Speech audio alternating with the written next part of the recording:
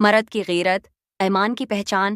اگر غیرت مر جائے تو قومیں زندہ نہیں رہتے۔ آج ہم بات کریں گے مرد کی غیرت کی، وہ غیرت جو صرف غصے کا نام نہیں بلکہ عزت، حیا، قربانی اور حفاظت کا دوسرا نام ہے۔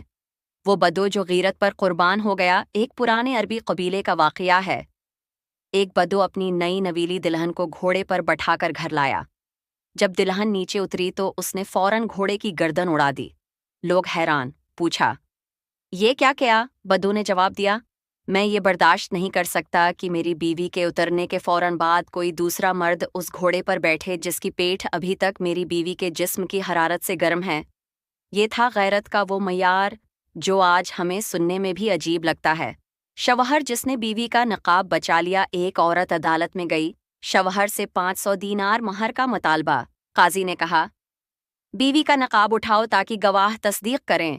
اچانک شوہر کھڑا ہو گیا، قاضی صاحب، میں قرض لے لوں گا، بھیک مانگ لوں گا، لیکن میری بیوی کا نقاب نہ اٹھوائیے۔ یہ سن کر بیوی کی آنکھوں میں آنسو آ گئے اور اس نے کہا، میں نے اپنا مہر معاف کیا۔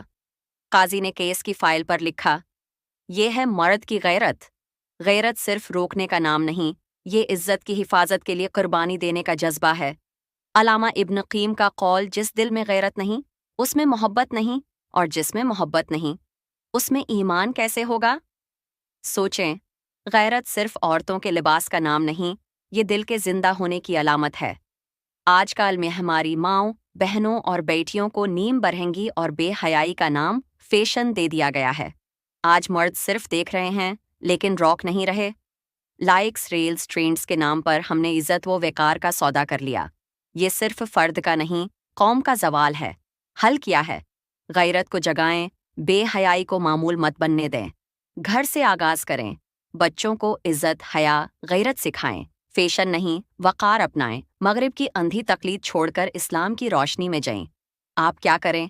اگر آپ بھی سمجھتے ہیں کہ غیرت صرف ایک جذبہ نہیں بلکہ قوم کی پہچان ہے تو اس ویڈیو کو کمنٹ کریں، اپنے دل کی بات لکھیں۔ یاد رکھیں، جس نے غیرت چھوڑ دی اس نے اپنی قبر خود کھود لی۔ یہ تھا مرد کی غیرت کا سبق۔ کیا ہم ابھی زندہ ہیں یا مر چکے ہیں؟